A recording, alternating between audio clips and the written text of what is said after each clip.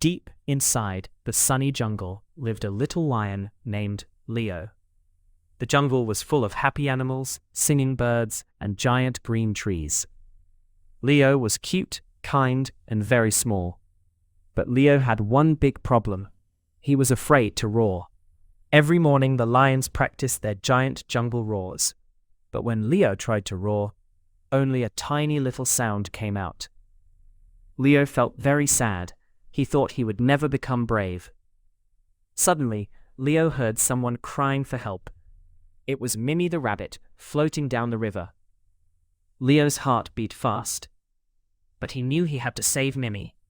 Leo took the biggest breath of his life. And then, he let out the loudest roar in the whole jungle. The jungle animals heard Leo's mighty roar, and everyone rushed to help. Mimi was finally safe, and the whole jungle cheered for Leo. Papa Lion smiled proudly. A true lion is not the loudest. A true lion is brave when it matters most. And from that day on, Leo was never afraid again. He became the bravest little lion in the sunny jungle.